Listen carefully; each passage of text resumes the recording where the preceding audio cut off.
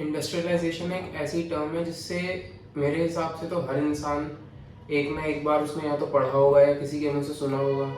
और ऐसे बहुत सारी टर्म्स या वर्ड्स से हम रूबरू होते रहते हैं अपनी लाइफ में, जिनके बाद में ये टिपिकल टर्म लगी होती है, आइजेशन। इंडस्ट्रियलाइजेशन जो टर्म है वो दो वर्ड्स को मिला के बनी है। First is industrial and second is isation. Industrial का मतलब तो हम सबको ही पता है, लेकिन आइजेशन का मतलब होता है एक प्रोसेस। और अगर हम इसको कल्मिनेट कर दे तो इन दो टर्म्स का सिंपली एक मतलब हो जाता है कि एक ऐसा प्रोसेस जिसमें इंडस्ट्रीज इन्वॉल्व है, वो इंडस्ट्रियलाइजेशन है। अब इंडस्ट्रियलाइजेशन की नीड क्या पड़ी, ये चीजें आई कहाँ से, टिपिकली ये बात है। तो स्टार्टिंग में हम सबको पता है जब कुछ भी नहीं था इंसान के पास, तो जो सबसे बड़ा ऑक्यूपेशन था वो एग्रीकल्चर ही था। फिर या तो अपनी ज़मीन पे हो या किसी और की ज़मीन पे हो, तो ऐसे तो उसमें फिर लेयर्स खुलती जाती हैं जहाँ लैंड लॉर्ड सिस्टम आ जाता है और काफ़ी सारी लेयर्स आ जाती हैं। लेकिन अगर इंडस्ट्रियलाइजेशन पे ही फोकस करें बिल्कुल, तो इंडस्ट्रियलाइजेशन एक बहुत बड़ा स्टेप था, एक बहुत बड़ी लीप थी, जिससे एक अच्छा खासा चंक जो पहले पॉपुलेशन का एग्रीकल्चर में इन्वॉल्व था, वो अपना पूरा काम वहां से उठाए और इंडस्ट्रीज की तरफ शिफ्ट हो जाए। या तो फिर उसमें इंडस्ट्रीज ओनिंग हो गई, या फिर इंडस्ट्री में एज अ लेबर काम करना, या सिंपली मैनेजर पोस्ट पे काम करना। तो ये एक बहुत ही बड़ा चेंज ले आया इकोनॉमी में।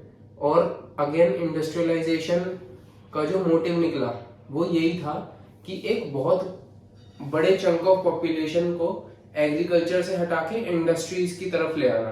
तो हम सिंपली इसको ऐसे कह सकते हैं कि एक जो इकोनॉमी है वो एग्रीकल्चरल ड्रिवन इकोनॉमी है। फॉर एग्जांपल इंडिया, जब 1947 में इंडिया इंडिपेंडेंट हुआ था, उसके बाद जो सबसे बड़ा प्रोफेशन था जिसने इंडिया को वापस थोड़ा अपने पैरों पे खड़ा किया, वो एग्रीकल्चर था। और पहले भी जो इंडिया का बहुत जाना माना प्रोफेशन था वो एग्रीकल्चर ही था, जिसके ऊपर ऑलमोस्ट लोग डिपेंडेंट थे। और फिर ये जो जय जवान जय किसान जैसे नारे हैं, ये इन्हीं फार्मर्स को ही रिस्पेक्ट देने के लिए थे, फार्मर्स और सोल्जर्स को। क्योंकि सोल्जर्स अपनी लाइफ सेक्रीफाइस करके हमको, हमारे जैसे सिविलियंस को बचाते हैं, और फार्मर्स की वजह से हम लोग खाना खाते हैं। तो इन नारों का यही मतलब था कि ऐसी पॉपुलेशन जो इन प्रोफेशंस में इन्वॉल्व है उनको रिस्पेक्ट दी जाए। और इंडस्ट्रियलाइजेशन का एक मेरे को हिडन मोटिव ऐसा लगता है, ये मेरी सोच है, कि एग्रीकल्चर से बहुत कम लोग हैं जो बिलियनियर बन पाए हैं या जो बहुत ज्यादा वेल्थ अक्यूमुलेट कर पाए हैं, लेकिन इंडस्ट्रीज से ऐसा पॉसिबल था। तो इस वजह से जो जिन भी लोगों ने इंडस्ट्री सेटअप की, बैक ऑफ द माइंड में उन सबके दिमाग में सिर्फ और सिर्फ मनी होगी। वरना ऐसे पूरी की पूरी इकोनॉमी का स्ट्रक्चर चेंज करके सबके, क्योंकि हम बहुत टाइम जिस जगह पे रहते हैं हमारा वो कंफर्ट जोन बन जाता है। तो जब पूरी इकोनॉमी का कंफर्ट जोन एग्रीकल्चर है, उसको एकदम से कॉइन को फ्लिप करके उन सबको इंडस्ट्रीज की तरफ ले आना, तो कहीं ना कहीं इसमें ग्रीड इन्वॉल्व होगी। और असली पिक्चर तो उनको ही पता है जिन्होंने वो टाइम फेस किया है। लेकिन मैं जितना पढ़ा हूं, मेरे को यही लगता है कि इंटरनल मोटिव से कहीं ना कहीं वेल्थ अक्यूमुलेशन या बहुत सारा पैसा कमाना बनाना सिर्फ यही मोटिव रहा होगा। जो इंडस्ट्रियलाइजेशन है वो पहली बार यूरोप में ही आई। और यूरोप, और अगर मैं बहुत ही प्रिसाइज ईयर बताऊं तो यूरोप में वो आई 1760 में। और इंडस्ट्रियलाइजेशन ने, जैसे मैंने पहले भी बताया, पूरा का पूरा फेस चेंज कर दिया एक इकोनॉमी का। ये हुआ पूरी दुनिया में, लेकिन अगर, क्योंकि सबसे पहले यूरोप में हुआ, तो अगर सिर्फ यूरोप को ही अगर मैं उठा के चलूं अभी, तो लोगों की लाइफ कैसे इफेक्ट हुई इंडस्ट्रियलाइजेशन से। इंडस्ट्रियलाइजेशन में सबसे पहले तो सबसे बड़ा चेंज किया लोगों की लाइफ में, वो ये किया कि अब उनका काम की जगह और घर, ये दो अलग अलग हो गए। अब पहले क्योंकि एग्रीकल्चर था, तो जहाँ खेत है लोगों ने वहीं एक छोटी सी जगह में रह के अपनी घर बना ली या झोपड़ी बना ली, व्हाटसोएवर। लेकिन अब बड़ी बड़ी मशीनरीज लगेंगी, इंडस्ट्री सेटअप होंगी, तो वो सारी घर के अंदर तो नहीं लग सकती। और जो एग्रीकल्चरल लैंड है, आप उसके ऊपर अगर इंडस्ट्रियलाइजेशन करोगे तो फिर आपसे बड़ा बेवकूफ कहाँ ही पैदा हुआ है। तो ऐसा नहीं था उनको कि एग्रीकल्चर को बिल्कुल मारना है, लेकिन एग्रीकल्चर के अपार्ट एक नया प्रोफेशन भी बनाना है। सिर्फ लोगों को एक जगह अगर बहुत सारी पॉपुलेशन एकत्रित हो जाती है ना, अक्यूमुलेट हो जाती है, तो एक सैचुरेशन पॉइंट जो शायद 20, 30, 40 साल बाद आए, वो हो सकता है 10 साल में ही आ जाए। और अगर सभी एग्रीकल्चर में कर रहे हैं और अपॉर्चुनिटीज नहीं है उसको अलग अलग तरीके से मोल्ड करने की, तो कोई फायदा नहीं बनता उस चीज का। जो पहली इंडस्ट्री सेटअप हुई वो आयरन एंड स्टील इंडस्ट्री थी।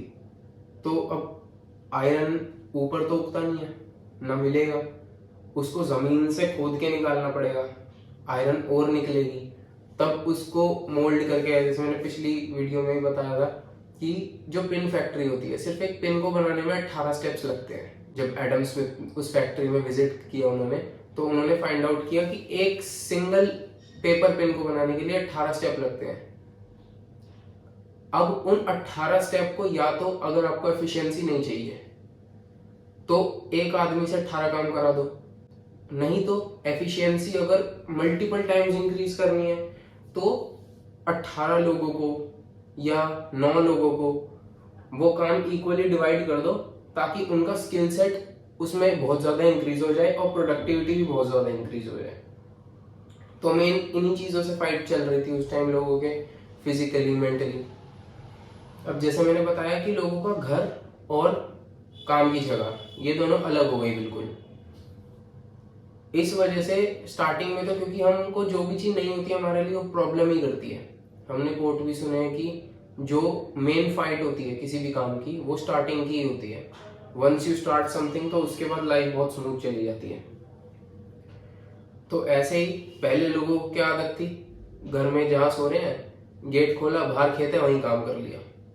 लेकिन अब क्या है, अब उनको जहां वो सो रहे हैं रात को, उनको उठना पड़ेगा और काफी दूर चल के जाना पड़ेगा उनके ऑफिस या उनकी प्रॉपर फैक्ट्री वगैरह, जो भी उस टाइम कल्चर रहा होगा काम का। तो वो बहुत नई थी और लोगों को अडेप्ट करने में काफी टाइम नहीं, काफी साल लग गए उसमें। क्योंकि जैसे आज हम देखते हैं, आज लोग अपना लाइफस्टाइल बहुत जल्दी चेंज कर लेते हैं। कुछ हैं जो आज भी नहीं कर पाते, लेकिन मेरे को ऐसा लगता है कि काफी लोग कर लेते हैं चेंज। अब उतना मुश्किल नहीं है जितना उस टाइम हुआ करता था। आज अगर कोई आदत बनाने में आपको 1 महीना 2 महीना लग रहा है, तो तब सालों लगते थे एक आदत बनाने में, क्योंकि लोग हद कंफर्टेबल हो गए थे एक चीज में। और इसी से ही देखें तो एक और चीज निकल के आती है। जैसे पहले मैंने बताया जैसे कि घर और काम एक ही जगह हो रहे हैं, अब ऑफिस टाइमिंग का भी कॉन्सेप्ट आया होगा कि सुबह इतने बजे वर्कर को ऑफिस पहुंचना है, मैनेजर को ऑफिस पहुंचना है, ओनर को इतने बजे आना है, और इतने बजे काम वाम सब निपटा के वापस घर जाना है। तो ऑफिस टाइमिंग का कॉन्सेप्ट भी इंडस्ट्रियलाइजेशन नहीं दिया, घर से ऑफिस जाने वाला कॉन्सेप्ट भी इंडस्ट्रियलाइजेशन नहीं दिया। अब क्योंकि काम खुद का नहीं है, पहले क्या था, आपने कुछ भी समझो, जैसे कोई क्रॉप उगाई, आपने वो बेच दी, तो जो भी आपकी कॉस्ट लगी थोड़ा सा ऊपर बेच दिया। पहले इंसान प्रॉफिट कमा रहा था, मेजॉरिटी ऑफ जनता पहले प्रॉफिट कमा रही थी। लेकिन क्योंकि अब इंडस्ट्रियलाइजेशन हो रही है या हो गई है, तो अब सैलरी का कॉन्सेप्ट भी आया होगा। जो हम आज सैलरी लेते हैं उसकी बिगिनिंग तब हुई होगी जब इंडस्ट्रियलाइजेशन स्टार्ट हुई थी। लेबर का कॉन्सेप्ट भी तभी यहीं आया, जैसे मैं पहले भी बता चुका हूँ, पिछली पॉडकास्ट में भी बताया था। लेकिन वो तो डिवीजन ऑफ लेबर का कॉन्सेप्ट था, वो भी काफी इंटरेस्टिंग कॉन्सेप्ट है। बाकी अगर हम देखें तो एक मास और लार्ज स्केल प्रोडक्शन जिसको कहते हैं, जिसके बाद शायद इंपोर्ट और एक्सपोर्ट की नीड पड़ी होगी एक कंट्री के लिए, कि सामान बहुत ज्यादा हो गया, rather than wasting it here, हम इसको एक्सपोर्ट कर देते हैं दूसरी कंट्रीज में जहां इस चीज की जरूरत है। तो ये कॉन्सेप्ट भी तभी आया होगा। लेकिन इंपोर्ट एक्सपोर्ट का कॉन्सेप्ट मेरे हिसाब से काफी टाइम बाद आया होगा।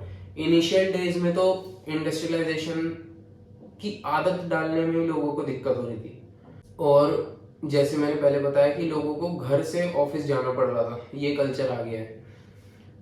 लेकिन अब भी कुछ पॉपुलेशन का चंक ऐसा होगा जिसका घर बहुत दूर पड़ता होगा। पहले क्या था, वो बहुत ही कंफर्टेबल थे, लेकिन अभी भी उनको आलसखोरी करनी है। अब फैक्ट्री के अंदर तो घर नहीं बना सकते, क्योंकि अगर फैक्ट्री के अंदर घर बना ले, अगर कोई बोल भी दे कि यहाँ रह लो, तो फिर फैक्ट्री की रिस्पॉन्सिबिलिटी उस इंसान की हो जाएगी, और रिस्पॉन्सिबिलिटी एज ह्यूमन बींग्स हम लेना पसंद नहीं करते। तो rather than living in the factory, लोगों ने क्या किया, फैक्ट्री के आसपास ही छोटे छोटे से घर बनाना शुरू कर दिए, अपने छोटे छोटे से झोपड़े ही बनाना शुरू कर दिए फॉर एग्जाम्पल। तो अब हम ये कह सकते हैं कि अगर एक बंदे ने स्टार्ट किया तो उसकी देख हम देख दूसरे ने भी किया होगा, और ऐसे करते करते जहां फैक्ट्री सेटअप है उसके आसपास ऐसे छोटे छोटे छोटे छोटे झोपड़े बहुत सारे बन गए। तो इनकी जो कलेक्शन है पूरी, अगर बीच में फैक्ट्री है और यहाँ पूरा एरिया झोपड़पट्टी का ही हो गया, तो वो क्या है, वो स्लम है। ऐसे स्लम का बर्थ हुआ है इंडस्ट्रियलाइजेशन के बाद।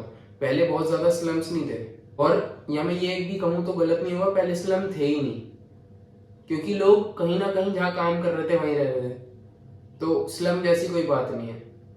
लेकिन अब लोगों को जस्ट वो ईज चाहिए कि हमारा ट्रैवलिंग डिस्टेंस बचे, टाइम बचे, तो लोगों ने उसके पास ही छोटे से झोपड़े डाल लिए, और वहीं से ही स्लम का बर्थ हुआ है। अब क्योंकि एक प्रॉपर मार्केट बन गई होगी काफी टाइम बाद, जब लोगों को इसमें मतलब कंफर्ट आना शुरू हो गया होगा, जब इंडस्ट्रियल वर्क ही लोगों का कंफर्ट जोन बनना शुरू हो गया होगा after a certain point of time, तो उसके बाद एक मार्केट बनी होगी पूरी। जैसे मैंने बताया, सबसे पहली इंडस्ट्री सेटअप हुई थी वो स्टील एंड आयरन इंडस्ट्रीज थी। तो इसमें हम अपना दिमाग लगाएं अगर थोड़ा, तो हम ये सोच सकते हैं कि इसके बाद और भी इंडस्ट्रीज लगी होंगी। ऑब्वियस, हम इस एरा में रह रहे हैं तो लगी होंगी, थोड़ा टाइम लगा होगा ऑफ कोर्स, एकदम से तो नहीं होता हर काम। तो जब ये कंफर्ट पैदा होने लग गया, लोगों को लेबर बनने में कोई दिक्कत नहीं थी, जिनके पास पैसा है उनको ओनर बनने में कोई दिक्कत नहीं है। जब काम, एक जो मेजर चैलेंजेस थे वो सॉल्व आउट हो गए, उसके बाद क्या हो गया, एक अब हर इंसान को तो अपनी जिंदगी में स्टील एंड आयरन की जरूरत नहीं है, और डिफरेंट डिफरेंट इंडस्ट्रीज हैं। और जस्ट इमेजिन योरसेल्फ, हम आज तो बहुत ही बात करते हैं, अगर हम अपने घर में बहुत बार सुनते हैं अगर किसी पे पैसा है तो हम ये सोचते हैं कि यार नया धंधा कौन सा शुरू करना है, नया बिजनेस कौन सा सेटअप करना है, किस बिजनेस में जान बची है।